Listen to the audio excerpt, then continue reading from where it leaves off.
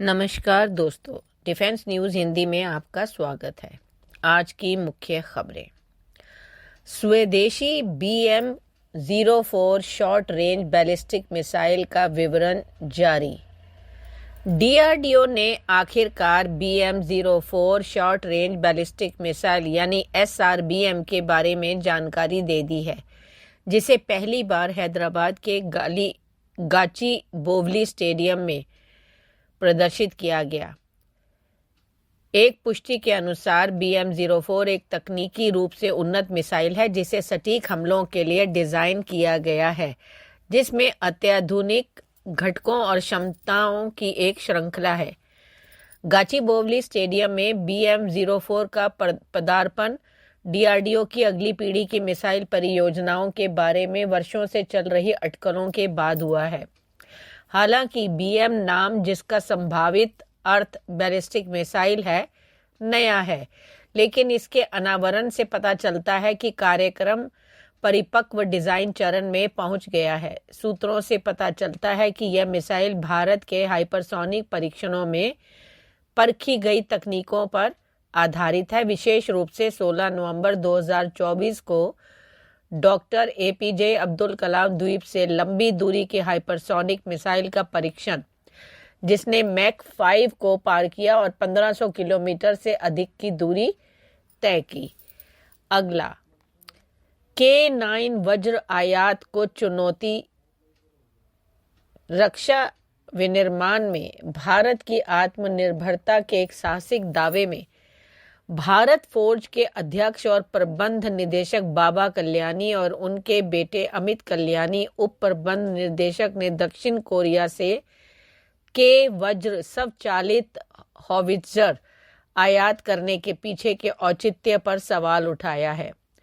2025 की शुरुआत में बोलते हुए कल्याणी ने तर्क दिया कि भारत के पास पहले से ही महत्वपूर्ण बिल्डिंग ब्लॉक है, जैसे कि 155 मिलीमीटर बैरल तकनीक और SPG प्लेटफॉर्म। पूरी तरह से स्वदेशी SPH का उत्पादन करने के लिए, जिसमें आगे आयात अनावश्यक हो जाता है। भारत फोर्ज की रक्षा शाखा कल्याणी स्ट्रेटेजिक सिस्टम्स लिमिटेड के नेताओं का यह रुख भारतीय सेना की तोपखाने की जरूरतों को पूरा करने के लिए भारत के निजी क्षेत्र में बढ़ते विश्वास को रेखांकित करता है। अगला, अर्जुन MK-1A की डिलीवरी का कार्यक्रम।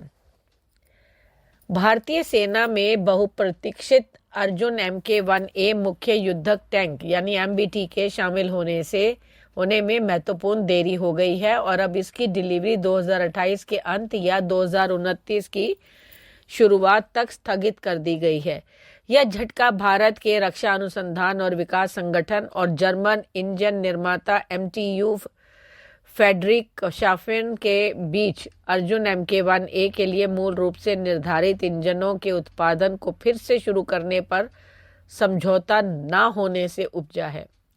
भारतीय सेना के करीबी सूत्रों ने पुष्टि की कि व्यापक परीक्षणों की आवश्यकता वाले वैकल्पिक MTU इंजन को अपनाने की बजाय सेना ने स्वदेशी डैटरन 1500 HP इंजन को एकीकृत करने का विकल्प चुना है, जिसका उत्पादन 2028 में ही शुरू होगा। यह निर्णय आत्मनिर्भरता की एक और महत्वपूर्ण बदलाव को दर्शाता है।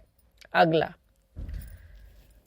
पिनाका 3 MBRL रॉकेट का अनावरण।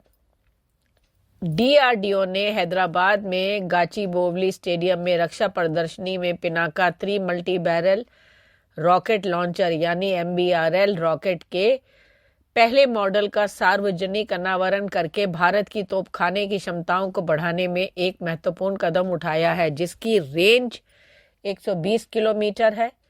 प्रदर्शन के दौरान पुराने वेरिएंट के साथ रखा गया पिनाका 3 का स्पष्ट रूप से बड़ा प्रोफाइल 300 मिलीमीटर व्यास का संकेत देता है, जो पहले के मॉडल के 214 मिलीमीटर कैलिबर से काफी अधिक है, जो भारतीय सेना के लिए लंबी दूरी की सटीकता के एक नए युग का संकेत देता है।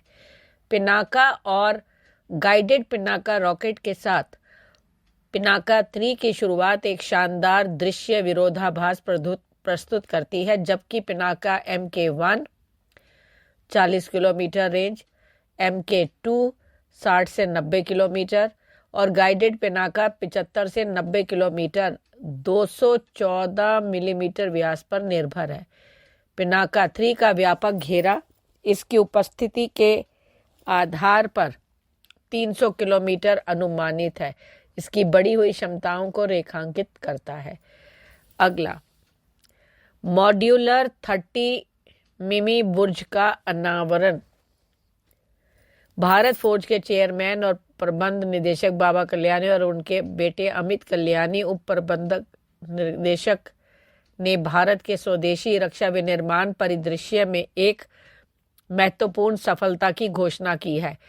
कंपनी की रक्षा शाखा कल्याणी स्ट्रेटेजिक सिस्टम्स लिमिटेड ने 30 मिलीमीटर की बंदूक से सुसज्जित एक मॉड्यूलर बुर्ज विकसित किया है, जिसे विशेष रूप से भारतीय सेना के महत्वाकांक्षी फ्यूचरिस्टिक इन्फेंट्री कॉम्बैट व्हीकल यानी FICV कार्यक्रम के लिए डिजाइन किया गया है। अपने शुरुआती दौरों के परीक्षणों को आशाजनक परिणामों के साथ पूरा करने के बाद वेल्डेड बैलिस्टिक एल्यूमीनियम से बना हुआ यह बुर्ज और स्केलेबल सुरक्षा प्रदान करता है।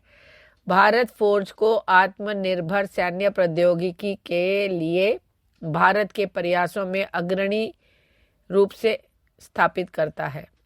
अगला, अग्रणी पहनने योग्य शरीर नियंत्रित उड़ान प्रणाली।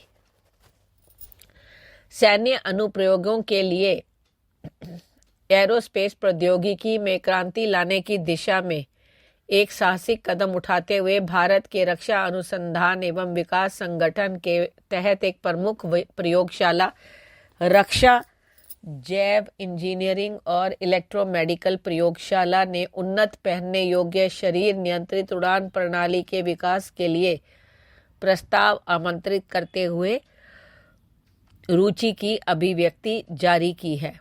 2025 की शुरुआत में इस घोषित की यह पहल अत्याधुनिक बायो इंजीनियरिंग और इलेक्ट्रोमेडिकल नवाचारों का उपयोग करके एक भविष्य की उड़ान प्रणाली बनाने के लिए DEBEL के इरादे को दर्शाती है। अगला, जल कापी XLUUV का अनावरण।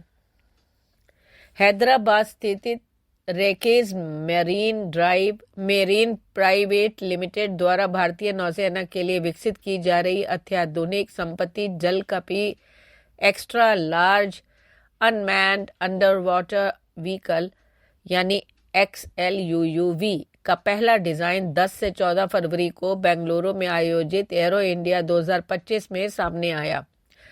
भारत की सबसे महत्वाकांक्षी मानव रहित पनडुब्बी परियोजना की एक झलक पेश करते हुए जलकपी स्वदेशी रक्षा नवाचार की दिशा में देश के प्रयासों को रेखांकित करता है।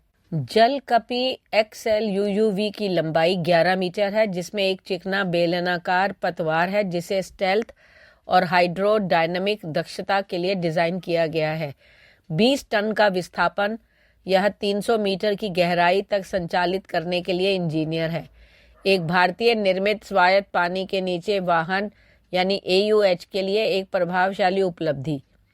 समुद्र में 30 से 45 दिनों तक की इसकी धीरज यह क्षमता एक ऑन बोर्ड डीजल जनरेटर द्वारा सक्षम की जाती है, जो इसके लिथियम आयन बैटरी पैक को रिचार्ज करती है, जिससे जलकपी स्वायत्त रूप से सतह पर आ सकती है, बिजली भर सकती है और मानव हस्तक्षेप के बिना अपने मिशन में वापस गोता लगा सकती है। धन्यवाद।